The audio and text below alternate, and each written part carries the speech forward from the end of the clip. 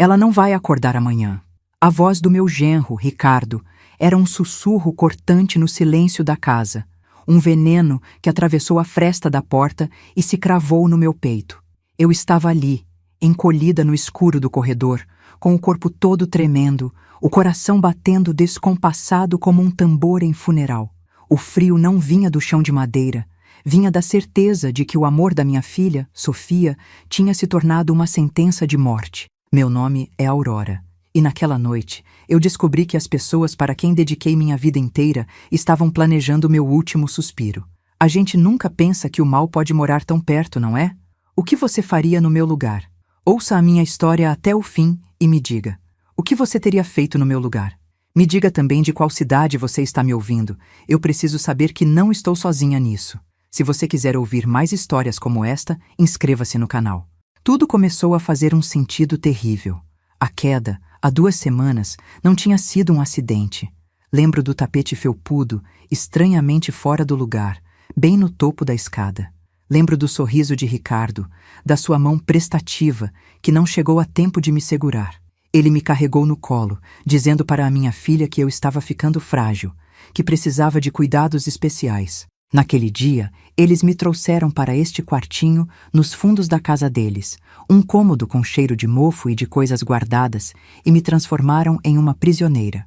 Uma prisioneira que eles tratavam com uma gentileza falsa, uma doçura que agora eu entendia que era apenas o açúcar para disfarçar o veneno que viria. Minha rotina virou um relógio controlado por eles. Meus remédios, que antes eu mesma organizava com cuidado, passaram a ser administrados por Sofia. Ela vinha com um copo d'água e um sorriso que não chegava aos olhos, me entregando as pílulas na palma da mão.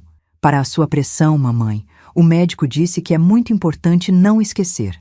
Eu, boba, agradecia. Via naquilo um cuidado, uma preocupação de filha.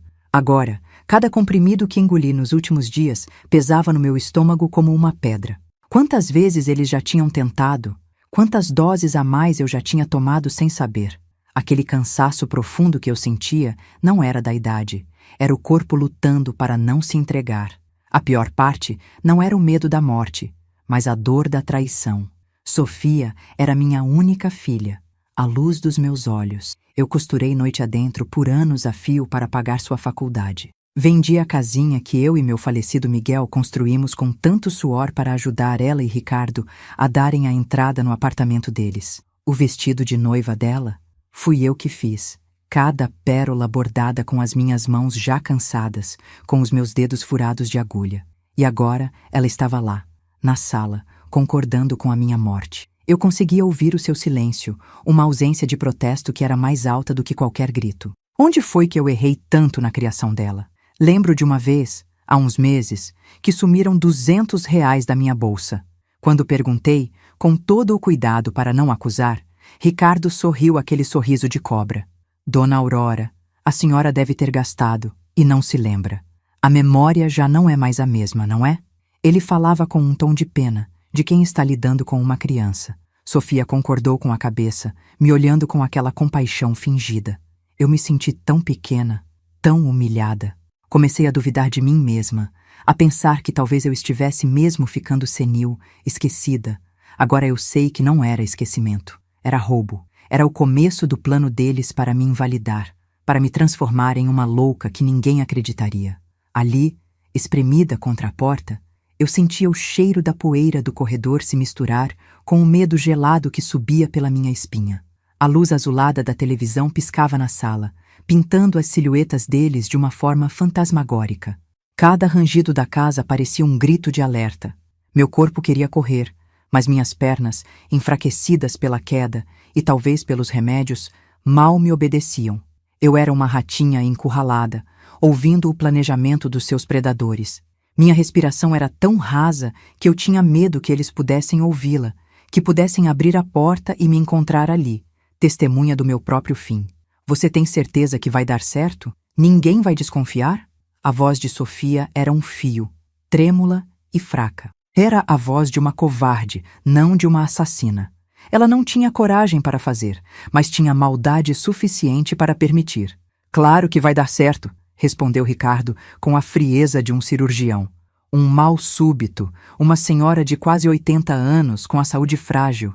Quem vai questionar?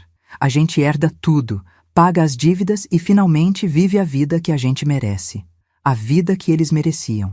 Uma vida construída sobre o meu caixão.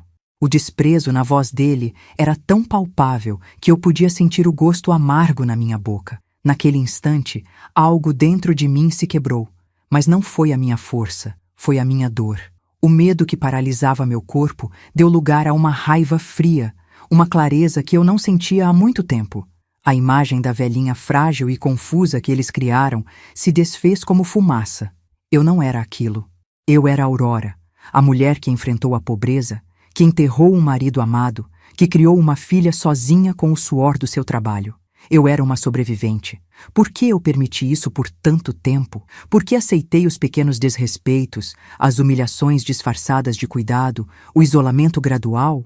O amor nos cega, mas a verdade, por mais cruel que seja, nos devolve a visão. A imagem de Miguel, meu marido, veio à minha mente com uma força avassaladora. Lembrei de suas mãos grossas de pedreiro, do seu abraço seguro, do seu jeito quieto de me proteger. Lembrei de uma coisa que ele me entregou antes de morrer, uma pequena caixa de metal enferrujada, fechada com um cadeado antigo. Ele a colocou nas minhas mãos e disse, com a voz séria que ele usava para as coisas importantes: Aurora, aqui está o nosso verdadeiro alicerce. Só abra se um dia você sentir que as paredes ao seu redor estão prestes a desabar. Eu guardei a caixa no fundo do meu velho guarda-roupa, quase como uma superstição. As paredes não estavam só prestes a desabar, elas estavam se fechando sobre mim para me esmagar. As palavras de Miguel ecoaram na minha cabeça como um chamado, uma instrução vinda de outro plano. O alicerce. Aquele homem simples, que mal sabia escrever o próprio nome, tinha me deixado uma última ferramenta para me defender.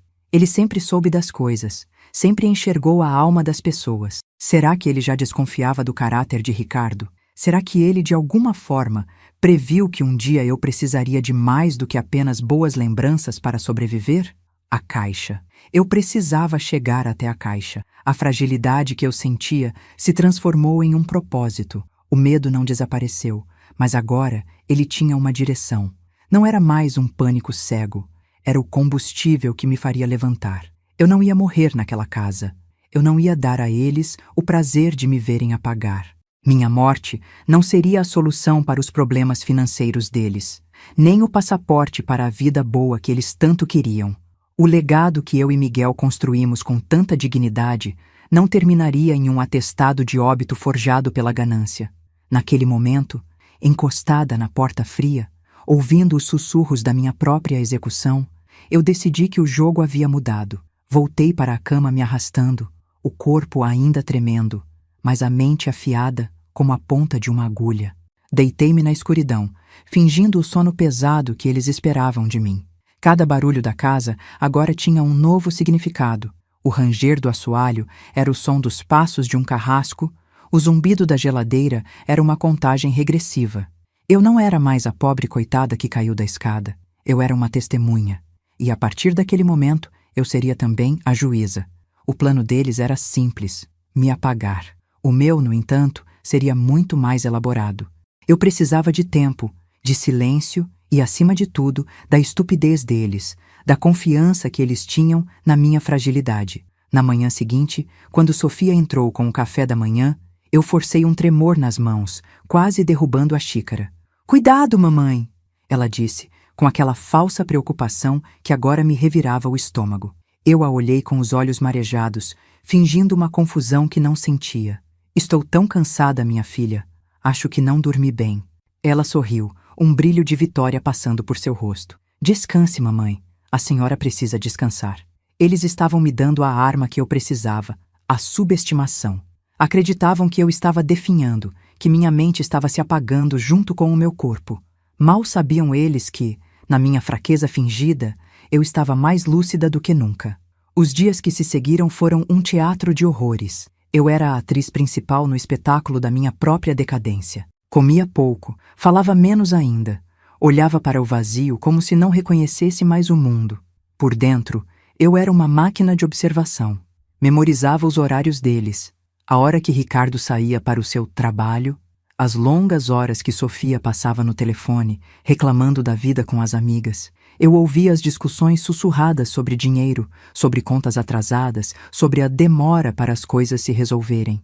A ganância deles os tornava descuidados, arrogantes.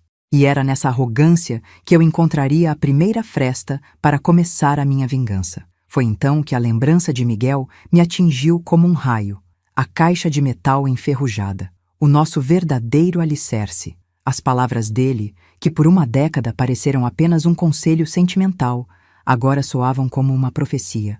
A caixa estava ali, naquele mesmo quarto, no fundo do meu velho guarda-roupa, que insisti em trazer quando vendi minha casa. Eles o haviam jogado ali no canto, junto com outras tralhas, um monumento à minha vida antiga que eles tanto desprezavam. Dentro daquele pedaço de metal esquecido, estava a minha única esperança, a chave que meu marido, com sua sabedoria silenciosa, tinha deixado para mim. Eu precisava chegar até ela. Mas como? Eles mal me deixavam sozinha. Ricardo tinha o hábito de entrar no quarto sem avisar, com a desculpa de ver se eu precisava de algo. Era vigilância, não cuidado. Passei 2 dias inteiros planejando cada passo. Fingi uma piora, uma tosse insistente durante a noite, reclamei de dores que não sentia. Eu precisava que eles se sentissem seguros, que acreditassem que o fim estava próximo e natural, para que relaxassem a guarda. Eles não podiam desconfiar que a velha senil, que mal conseguia segurar um copo d'água, estava, na verdade, planejando o xeque-mate. O jogo de xadrez da minha vida estava prestes a ter sua jogada mais importante. A oportunidade veio numa sexta-feira à noite. Eles tinham planos de ir ao cinema, algo que celebraram com uma alegria que me pareceu macabra. Vamos nos distrair um pouco. A gente merece, disse Ricardo, beijando Sofia. Da minha cama, eu os observei se arrumarem, o perfume caro dela se misturando ao cheiro de mofo do meu quarto. Ouvi a porta da frente bater e o som do carro se afastando. O silêncio que se instalou na casa não era de paz, era de liberdade. Com o coração martelando no peito, levantei-me, cada músculo doendo pelo esforço e pela tensão. Fui até o guarda-roupa, o cheiro de naftalina me transportando para outros tempos, tempos mais felizes. Minhas mãos trêmulas buscaram no fundo do armário, por trás de velhos lençóis e roupas que eu não usava mais. Lá estava ela, fria, pesada, real. A caixa de metal de Miguel. O pequeno cadeado estava enferrujado, mas eu ainda tinha a chave, guardada num pequeno bolso secreto que costurei dentro do forro de um casaco. Com dificuldade, girei a chave. O estalo do cadeado se abrindo ecoou no quarto silencioso, como um tiro de largada. Respirei fundo, sentindo o cheiro de papel velho e de segredos guardados por mais de uma década. Aquele era o momento da verdade. O alicerce que Miguel me deixou estava prestes a ser revelado. Dentro da caixa não havia joias ou dinheiro vivo, como uma parte de mim poderia ter imaginado. Havia documentos, papéis amarelados pelo tempo, com assinaturas e carimbos. O primeiro que peguei era um contrato social. Li com dificuldade, as letras miúdas dançando na minha frente. O nome do meu Miguel estava ali, ao lado de um outro nome, de um velho amigo de infância dele, o Inácio, que se mudou para a capital há mais de 40 anos. O contrato os estabelecia como sócios, com partes iguais, na fundação de uma pequena construtora. Uma construtora que, eu sabia, hoje era uma das maiores da região. Meu Miguel, meu marido, o pedreiro que chegava em casa todos os dias com o corpo moído e as mãos cobertas de cal, não era apenas um empregado. Ele era o dono. Ele construiu aquela empresa com o amigo, um entrando com o trabalho braçal e a supervisão das obras, o outro com a administração. Ele nunca me disse. Ele viveu e morreu como um homem simples, com medo de que o dinheiro pudesse estragar a simplicidade da nossa família, principalmente a da nossa filha. Aquele homem sábio viu a semente da ganância em Sofia muito antes de mim. Ele me deixou um império e eu nunca soube. Junto aos contratos e certificados de ações, havia um cartão de visitas, Dr. Almeida, advogado. No verso, a caligrafia torta e forte de Miguel. Ele sabe de tudo. Confie nele. Uma lágrima quente escorreu pelo meu rosto, mas não era de tristeza. Era de gratidão, de um amor que transcendia a morte. Miguel tinha me deixado um exército de um homem só. Ele tinha me deixado um caminho, uma saída de emergência. Naquele momento, eu não era mais uma viúva desamparada. Eu era a herdeira de um homem brilhante, um homem que construiu um castelo e viveu numa cabana para proteger sua rainha. Eles achavam que estavam roubando a aposentadoria de uma costureira. Não podiam imaginar o que eu escondia em silêncio. Fiz as contas por cima, baseada nos valores das ações descritos nos documentos mais recentes que estavam na caixa. Eram milhões. Não era uma pequena fortuna. Era uma vida inteira de riqueza que eles sequer sonhavam existir. E foi aí que tudo fez sentido. Ricardo, com seu trabalho medíocre como corretor de imóveis, devia ter farejado algo. Ele devia ter descoberto alguma ponta solta, algum registro, e pensou que se tratava de uma herança modesta, talvez 1 ou 2 imóveis que eu não sabia que tinha. A ganância dele era grande, mas sua imaginação era pequena. Ele planejava me matar por migalhas, sem saber que estava sentado sobre uma mina de ouro. Agora eu tinha a arma, mas precisava da prova do crime deles, algo que fosse irrefutável. A palavra de uma velha contra a de um casal prestativo não valeria nada. Eu precisava de algo concreto que explicasse a pressa deles, o desespero. Continuei meu teatro, mas com uma nova missão. Comecei a perambular pela casa durante o dia, fingindo estar perdida, confusa. Onde fica o banheiro, minha filha? Eu perguntava, parada no meio do corredor. Era a desculpa perfeita para observar, para procurar. Eu precisava encontrar a fraqueza de Ricardo, o motivo real por trás de tanta pressa para me herdar. Numa tarde, enquanto Sofia estava no mercado, entrei no pequeno escritório que Ricardo mantinha em casa. Fingi estar procurando por um álbum de fotos antigas, chamando por Sofia com a voz fraca. Ele estava no telefone, de costas para a porta, falando baixo e com raiva. Eu não tenho esse dinheiro agora. Me dê mais uma semana, só mais uma semana e eu resolvo tudo. Quando ele desligou e me viu, seu rosto empalideceu. Eu apenas sorri, um sorriso senil e vazio. Estou procurando as fotos do batizado do meu neto. Ele relaxou, forçando um sorriso. Deixa que eu ajudo a senhora a voltar para o quarto, dona Aurora. Mas eu já tinha visto o que precisava. Na lixeira ao lado de sua mesa, amassado, mas ainda legível, estava um papel. Um comprovante de aposta esportiva online. Um valor altíssimo. E rabiscado no verso, uma lista de nomes com números ao lado. Eram dívidas. Dívidas de jogo. Não era apenas ganância, era desespero.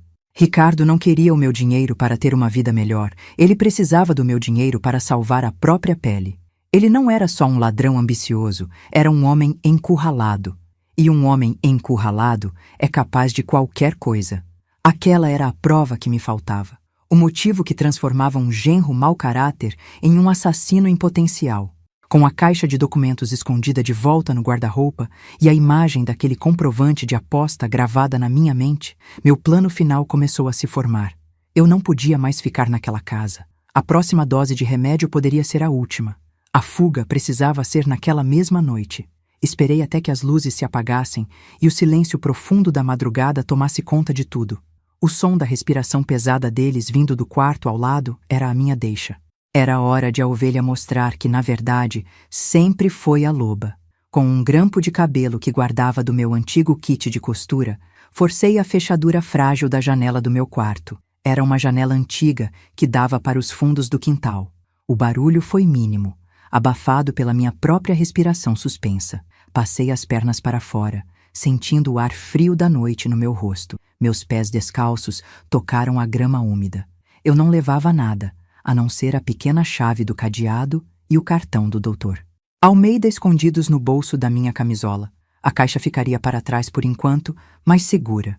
Eles nunca pensariam em procurar no meio das minhas velharias. Caminhei pelas sombras, rente ao muro, como uma fugitiva. Cada estalo de um galho sob meus pés parecia um alarme. Olhei uma última vez para a casa, para a janela do quarto onde minha filha dormia, sonhando com a minha morte e com o dinheiro que ela achava que herdaria. Não senti tristeza, não senti raiva. Senti apenas um frio cortante, uma determinação que nunca tive em toda a minha vida. Eu não estava fugindo para me salvar. Eu estava saindo para lutar, para retomar tudo o que era meu por direito e para garantir que a justiça, a minha justiça, fosse feita. Cheguei ao orelhão no fim da rua, uma relíquia de outro tempo, assim como eu. O telefone estava gelado contra a minha orelha. Disquei o número do Dr. Almeida, que eu havia decorado nos últimos dias, repetindo-o como um mantra. A voz sonolenta de um homem atendeu do outro lado. Alô? Respirei fundo, a voz saindo mais firme do que eu esperava. Meu nome é Aurora. Sou a viúva de Miguel. Preciso da sua ajuda. As paredes estão desabando. Eles dormiam o sono dos monstros, sonhando com uma herança que já não existia. Não sabiam que, antes do sol nascer, a caça viraria o caçador. O Dr. Almeida era um homem como o meu Miguel, sério, de poucas palavras, mas com um olhar que enxergava a alma da gente. O escritório dele, com seus móveis de madeira escura e o cheiro de livros antigos, foi meu refúgio naquela semana.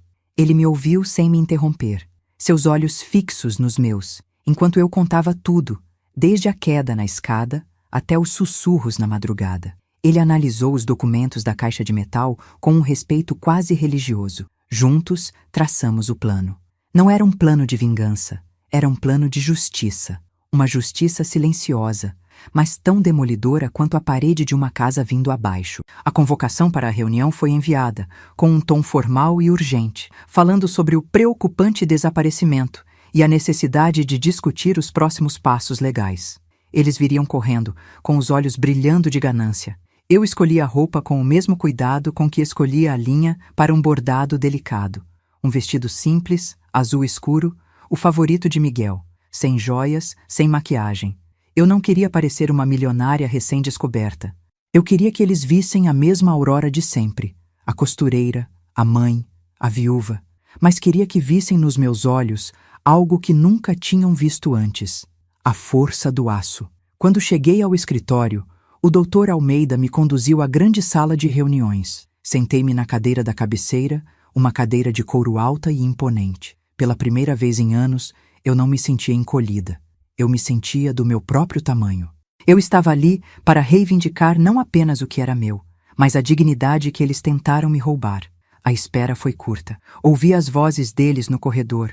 A de Ricardo, impaciente e arrogante. A de Sofia, com um tom de falsa preocupação. Será que ela caiu em algum lugar? Precisamos interditar a coitadinha logo, por segurança, Ricardo dizia. A porta se abriu. O queixo deles caiu. A imagem de mim, sentada ali, viva e serena, foi como um soco no estômago deles. Sofia ficou pálida como cera, a mão na boca. Ricardo congelou por um segundo, o sorriso ensaiado de genro preocupado morrendo em seu rosto antes mesmo de nascer. O silêncio na sala era tão pesado que parecia ter forma física. Eles não estavam vendo uma velhinha frágil que havia se perdido. Estavam vendo um fantasma sentado no lugar do juiz. Dona Aurora, graças a Deus, onde a senhora estava? Ficamos tão preocupados. Ricardo foi o primeiro a se recuperar, sua voz pingando a falsidade de sempre. Ele veio na minha direção, como se fosse me abraçar. Levantei uma única mão, um gesto pequeno, mas que o parou no meio do caminho como se fosse uma parede invisível. Sente-se, Ricardo. E você também, Sofia. Minha voz saiu firme, sem tremor, um tom que nem eu sabia que possuía. Eles se sentaram nas cadeiras à minha frente, desajeitados, como crianças pegas em flagrante. O jogo de poder naquela sala havia mudado de dono para sempre, e eles finalmente tinham entendido isso. O Dr. Almeida pigarreou, quebrando a tensão. Senhores, obrigado por virem. Como podem ver, a senhora Aurora está bem e sob meus cuidados. A reunião, no entanto, não é para discutir o seu paradeiro, mas sim as suas disposições finais e irrevogáveis. A palavra finais fez os olhos de Ricardo brilharem por um instante. Ele achou que eu estava ali para passar tudo para o nome deles, talvez pressionada pelo advogado. Ele se ajeitou na cadeira, a arrogância voltando aos poucos, como um animal peçonhento saindo da toca. Ele não fazia ideia do tipo de veneno que estava prestes a provar. Disposições? Perguntou Sofia, a voz um fiapo. Mamãe, a senhora está bem? O que está acontecendo? Eu a encarei, pela primeira vez, sem o filtro do amor de mãe que me cegou por tanto tempo. Eu vi apenas uma mulher fraca, uma estranha com o meu sangue, que escolheu o caminho da ganância em vez do caminho da gratidão. Eu nunca estive tão bem, minha filha. Nunca estive tão lúcida. Cada palavra era dita de forma lenta, calculada. O Dr. Almeida, então, abriu a primeira de duas pastas que estavam sobre a mesa. A sala ficou ainda mais silenciosa, se é que isso era possível. Vamos começar com um assunto paralelo, mais pertinente, disse o advogado, com a voz cortante de um bisturi. Senhor Ricardo, o senhor reconhece estes extratos? São de diversos sites de apostas online. E esta lista? São nomes de agiotas com valores bastante expressivos ao lado. Ele virou a pasta na direção de Ricardo. As folhas de papel, cheias de números e nomes, eram a prova material do seu desespero. Sofia olhou para os papéis e depois para o marido, o rosto se contorcendo em uma máscara de choque e traição. Ricardo, o que é isso? A voz dela era um sussurro de horror. Ricardo se levantou de um salto, o rosto vermelho de fúria. Isso é uma armação, uma calúnia. Essa velha está senil, está inventando coisas. Eu vou processar vocês por difamação. Ele gesticulava, o corpo todo tremendo de raiva e pânico. A negação dele era tão violenta, tão desesperada, que era a mais pura confissão. Ele não estava negando para nós. Estava tentando se convencer de que seu castelo de cartas não estava desmoronando ao vivo, bem na sua frente. O predador, pela primeira vez, estava acuado, mostrando os dentes, mas com o rabo entre as pernas. Eu o encarei com uma calma que o desarmou. Sente-se, Ricardo, repeti, e desta vez minha voz tinha o peso de uma ordem inquestionável. Ele hesitou, mas obedeceu, caindo na cadeira. Sofia chorava baixinho, o rosto entre as mãos. A parceria deles, o amor cúmplice, estava se dissolvendo em ácido ali, na minha frente. O Dr. Almeida fechou a primeira pasta com um baque seco. As dívidas explicam a pressa, mas não justificam a monstruosidade. Agora, vamos ao assunto principal. Ele abriu a segunda pasta, a que continha os documentos da caixa de metal de Miguel. Seu falecido pai, Sofia, era um homem de uma sabedoria imensa, começou o advogado, dirigindo-se a ela. Ele não era apenas um pedreiro. Ele era o sócio fundador, com 50% das ações da construtora Horizonte, a mesma empresa que hoje é uma das maiores do estado. Ele espalhou sobre a mesa os contratos originais, os certificados de ações, os balanços anuais que ele havia solicitado nos últimos dias. O nome de Miguel da Silva, meu Miguel, estava ali, em letras de forma. Um rei que viveu e morreu como um operário para proteger sua família da própria cobiça. O queixo de Ricardo, que já estava no chão, pareceu cavar um buraco. Seus olhos saltavam dos papéis para o meu rosto, numa mistura de incredulidade e pavor. Sofia levantou a cabeça, as lágrimas parando de repente, substituídas por um espanto mudo. A mente deles, acostumada a pensar em migalhas, na minha pequena aposentadoria e na venda da minha antiga casa, não conseguia processar a escala daquela revelação. Eles não estavam tentando matar uma velhinha por alguns milhares de reais. Eles estavam tentando matar a dona de um império, sem nunca terem desconfiado disso. Com base na avaliação atual de mercado, continuou o Dr. Almeida, com a frieza de um carrasco lendo uma sentença, o patrimônio da senhora Aurora, sua mãe, está avaliado em pouco mais de 3 milhões de reais. O silêncio que se seguiu foi diferente. Não era mais um silêncio de tensão, era um silêncio de morte, o som de um sonho de riqueza se transformando em um pesadelo de perda. Eu podia ver nos olhos deles o cálculo rápido, a ganância se transformando em desespero absoluto. Eles tinham o bilhete premiado nas mãos e, por pura maldade e impaciência, o rasgaram em pedaços. Foi então que eu falei. Minha voz era a única coisa que se movia naquela sala congelada. Por toda a minha vida, eu dei tudo o que tinha para você, Sofia. Meu tempo, meu trabalho, minha casa, meu amor incondicional. E você e seu marido decidiram que a única coisa que faltava eu dar era a minha própria vida. Eu fiz uma pausa, deixando o peso daquelas palavras se assentar. A herança que meu marido me deixou não foi o dinheiro, foi a lição. E hoje, eu finalmente a entendi. Olhei para o Dr. Almeida, que assentiu. Portanto, eu continuei, olhando diretamente nos olhos da minha filha. Tomei minhas decisões. Primeira, você, Sofia, está formalmente deserdada por indignidade. A lei me ampara, e a sua tentativa de me matar é o motivo. Você não receberá um único centavo do que eu e seu pai construímos. O rosto dela se desfez. O choro voltou, mas agora era um choro de perda, não de remorso. Era o som da ganância sendo ferida de morte. Segunda decisão, prossegui, minha voz sem vacilar. Todo o patrimônio, Cada ação, cada tijolo que leva o suor do seu pai será liquidado. Absolutamente tudo será vendido. Ricardo fez um som gutural, um gemido de animal ferido. Ele parecia prestes a ter um colapso ali mesmo, na minha frente. A salvação para suas dívidas, a vida de luxo com que sonhava, tudo virando pó diante de seus olhos. Ele me olhava com um ódio que eu nunca tinha visto. O ódio de um ladrão que vê o cofre se fechar na sua cara. E terceira, e mais importante, concluí, sentindo o espírito de Miguel ao meu lado, orgulhoso. O valor total, até o último tostão, será doado.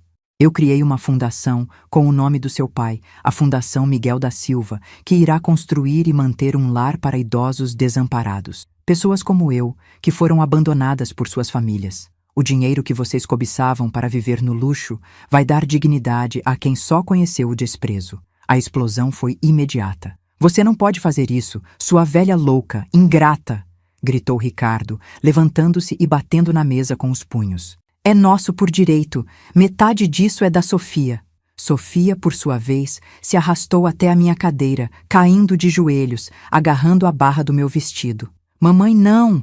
Por favor, mamãe, me perdoa, não faz isso com a gente, eu te amo, mamãe. As palavras me perdoa e eu te amo soaram tão falsas, tão ocas, que não me causaram nada além de um cansaço profundo. Eu não respondi, não olhei para eles, apenas peguei a caneta que o Dr. Almeida me ofereceu. Minha mão, a mesma mão que tremeu ao servir o café para eles, estava firme como uma rocha.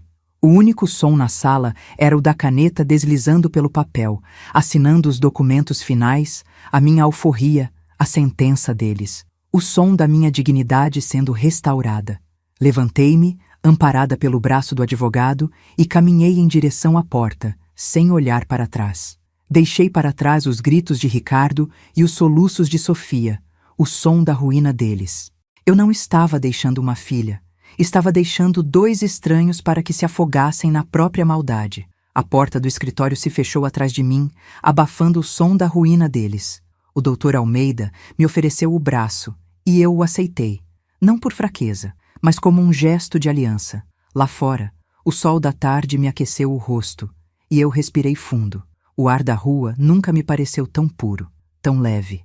O peso de anos de humilhação, de medo, de uma lealdade cega e mal recompensada tinha ficado para trás naquela sala de reuniões. Eu não olhei para trás, nem por um segundo. Eu não estava fugindo de nada, estava caminhando em direção a tudo. A vida que me restava, por menor que fosse, seria vivida nos meus termos. A velha Aurora, a costureirinha frágil, tinha morrido naquela sala, e a mulher que saiu de lá era a verdadeira dona do seu destino. A primeira providência que tomei, com a ajuda do Dr. Almeida, foi construir um muro legal e intransponível entre mim e eles. Mudei de número de telefone. Assinei uma ordem de restrição baseada nas ameaças e na tentativa de me invalidar. Eles não poderiam mais se aproximar, nem tentar qualquer tipo de contato. Eu precisava de silêncio para me curar. Precisava de paz para me reconstruir. Eles escolheram me apagar do mundo deles e eu apenas oficializei a decisão. Não havia mais espaço para falsos pedidos de perdão ou para chantagens emocionais. O amor de mãe que eu sentia tinha se transformado em uma cicatriz, e cicatrizes nos lembram de onde a ferida esteve, para que não toquemos nela novamente. A justiça, para mim, começava com a paz. A Fundação Miguel da Silva não foi apenas uma assinatura num papel. Eu me envolvi em cada detalhe. Participei das reuniões com os arquitetos para projetar um lugar que não parecesse um depósito de velhos, mas um verdadeiro lar. Um lugar com jardim, com sol, com oficinas de artesanato e salas de leitura. Eu queria que cada idoso que ali chegasse sentisse o que eu não senti na casa da minha filha: respeito, segurança e utilidade. Usei meu conhecimento de costura para ajudar a montar um pequeno ateliê para os moradores. Cada tijolo daquela construção era um ato de amor ao meu Miguel e um tapa de luva de pelica na ganância que tentou nos destruir. O dinheiro que seria usado para pagar dívidas de jogo estava se transformando em dignidade. Soube, meses depois, pelo Dr. Almeida, que o castelo de cartas de Ricardo e Sofia desabou de forma espetacular. Sem a minha herança para cobrir os rombos, os agiotas foram para cima de Ricardo. Ele perdeu o emprego, o carro e o pouco que restava de sua reputação. A casa que eles queriam pagar com a minha morte foi tomada pelo banco. Sofia, sem o luxo e a segurança que o dinheiro prometia, pediu o divórcio. Ouvi dizer que ela voltou a morar com uma tia, envergonhada e quebrada. Não senti alegria, não senti prazer na desgraça deles. Senti apenas a confirmação fria de que a vida, às vezes, se encarrega de acertar as contas. Eles não foram punidos por mim, foram punidos por suas próprias escolhas, pela podridão que carregavam no coração. Eu não voltei para a minha antiga casa. As memórias lá eram doces demais para serem manchadas por essa história. Em vez disso, comprei um pequeno apartamento, num andar baixo, com uma varanda que pegava o sol da manhã. Era pequeno, mas era meu. Cada móvel, cada prato, cada toalha de mesa, fui eu que escolhi. Pintei as paredes de um amarelo claro, a cor dos girassóis que Miguel costumava me trazer. Nas primeiras noites, eu ainda acordava assustada, ouvindo passos que não existiam. Mas aos poucos, o silêncio deixou de ser opressor e se tornou meu companheiro. O silêncio da minha casa era o som da minha liberdade, o som da minha vitória. Era a prova de que eu tinha sobrevivido. Na minha varanda, montei um pequeno jardim. Vasos de gerânios, de lavanda, de alecrim. Cuidar daquelas plantas se tornou meu ritual diário. Vê-las crescer, florescer, me lembrava da minha própria capacidade de renascer. Eu, que me sentia como uma planta murcha, esquecida num canto escuro, estava de volta à vida, de volta ao sol. Minhas mãos, que antes tremiam de medo, agora estavam firmes, cheias de terra, plantando o futuro. Eram as mesmas mãos que costuraram para criar uma filha, que agora cuidavam de um jardim para curar uma mãe. A vida tem dessas ironias, não é? Ela nos tira tudo, mas depois nos ensina a florescer de novo, a partir de uma semente de coragem que nem sabíamos que tínhamos. Num domingo ensolarado, fui ao cemitério. Levei um vaso com a mais bela muda de girassol do meu jardim. Sentei-me ao lado da lápide de Miguel e, pela primeira vez, não chorei de saudade, mas sorri de gratidão. Conversei com ele como se estivesse ali do meu lado. Contei tudo o que tinha acontecido, cada detalhe do plano deles e do meu contra-ataque. Agradeci pela caixa de metal, por sua sabedoria silenciosa, por ter me deixado mais do que dinheiro, por ter me deixado uma ferramenta de sobrevivência. O nosso alicerce aguentou, meu velho, eu disse, passando a mão na pedra fria. A casa que a gente construiu com amor e suor não veio abaixo, e eu senti, de verdade, que ele estava em paz. A primeira vez que dormi a noite inteira, sem pesadelos, sem sobressaltos, foi quase um mês depois de me mudar. Acordei com o sol no rosto e com um sentimento que eu mal reconhecia: tranquilidade. Fiz um café fresco, sentei na minha varanda e fiquei ali, apenas observando o movimento da rua, o som dos pássaros. Eu não tinha mais que fingir fraqueza. Não tinha mais que medir minhas palavras ou temer o próximo copo de água. A autonomia que eles me tiraram aos poucos, eu reconquistei de uma vez só. Ser dona do meu tempo, da minha comida, do meu sono. Essa era a verdadeira fortuna. O dinheiro foi apenas a ferramenta. A paz de espírito era o tesouro. A inauguração do Lar Miguel da Silva foi um dos dias mais felizes da minha nova vida. Eu não quis discursos ou homenagens. Fiquei num canto, observando os primeiros moradores chegarem. Vi os rostos de outros idosos, muitos com histórias parecidas com a minha, de abandono e solidão, se iluminarem ao verem um quarto limpo, uma cama confortável, um jardim para caminhar. Um senhorzinho me pegou pelo braço e disse: "Minha filha, que lugar abençoado. Aqui a gente vai poder envelhecer com dignidade." Naquele momento, eu soube que tinha feito a escolha certa. O legado do meu marido não estava em ações ou prédios, mas naqueles sorrisos. A dignidade que eles tentaram me tirar, eu estava multiplicando e entregando a quem mais precisava. Eu penso em Sofia, é claro. Uma mãe nunca deixa de amar a filha que teve, a criança que embalou no colo, a moça que ajudou a se formar. Mas eu tive que aceitar que aquela mulher, a que se sentou na minha frente no escritório do advogado, não era mais ela. A ganância a transformou em uma estranha. Perdoar? Talvez um dia.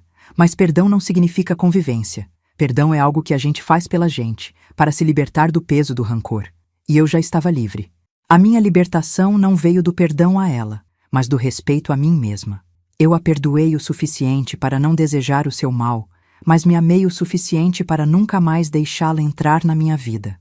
Minha vida hoje é simples. Acordo cedo, cuido das minhas plantas, leio os jornais. 2 vezes por semana, vou como voluntária ao lar, para costurar com as outras senhoras. Contamos histórias, damos risada, tomamos chá.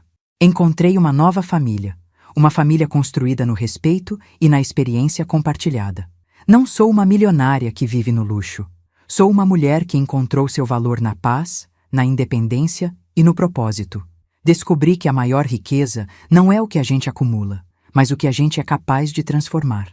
E eu transformei a maior dor da minha vida na maior obra da minha vida. A justiça verdadeira não é um trovão que destrói tudo. Às vezes, ela é a chuva mansa que limpa a poeira e faz a vida florescer de novo. É o silêncio depois da tempestade, a certeza de que você sobreviveu e está mais forte. É olhar para o espelho e ver não uma vítima, mas uma guerreira que, mesmo com o corpo cansado, lutou a última e mais importante batalha de todas, a batalha pela própria dignidade, e venceu. Se essa virada te trouxe alívio, escreve justiça nos comentários e compartilha.